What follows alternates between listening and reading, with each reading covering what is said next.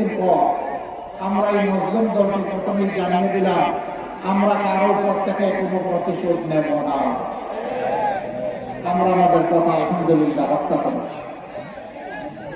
আমরা আর্থিকভাবে দারুণ ক্ষতিগ্রস্ত হয়েছি, কিন্তু আমরা আমাদের সমস্ত সহকর্মী শুভাকাঙ্ক্ষীদেরকে অনুরোধ করেছি যে আপনার টাকা চুরি করে নিয়ে গেছে ওর সম্পদের দিকেও আপনি হাত বাড়াবেন না। আমরা চাঁদাবাজি করি নাই, আপনারা সাক্ষী। আমরা বলেছিলাম আমাদেরকে মামলা হামলা করে নাজেহাল করা হয়েছে, খুন করা হয়েছে, গুম করা হয়েছে। আমরা এই ধরনের মিথ্যা মামলা দিয়ে কাউকে হয়রানি করব না, কোনো মামলা বাণিজ্য করব না। আপনারা সাক্ষী, আমরা মামলা বাণিজ্য করি নাই। আমরা কি কথা আপনাদের সাথে দেশবাসীর কাছে যে ওয়াদা করেছিলাম তা রাখতে পেরেছি? আলহামদুলিল্লাহ।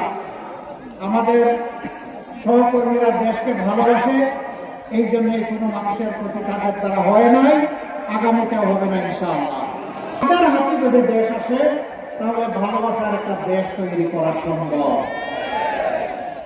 কিন্তু যারা ধৈর্য করতে পারেন না, বিভিন্ন অপকর্মে জড়িয়ে পড়েছেন, আল্লাহর কসম ক্ষমতায় যাওয়ার আগে দেশের জনগণ যাদের হাতে নিরাপদ নয়, ক্ষমতায় যাওয়ার পরে আরো বেশি ঝুঁকিপূর্ণ হয়ে পড়বে।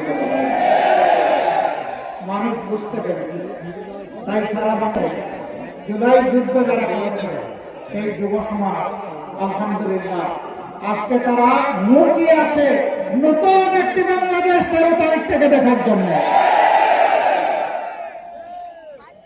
আর যুবকরা সিদ্ধান্ত নিয়ে ফেলেছে তারা কি আধিপত্যবাদের যারা দূষক তাদের পক্ষ নেবেন, নাকি আধিপত্যবাদের বিরুদ্ধে যারা মাথা উঁচু করে দাঁড়িয়ে আছে, বুক ফুলিয়ে দাঁড়িয়ে আছে তাদের পক্ষ নেবে। তারা সিদ্ধান্ত নিয়ে ফেলেছে। তারা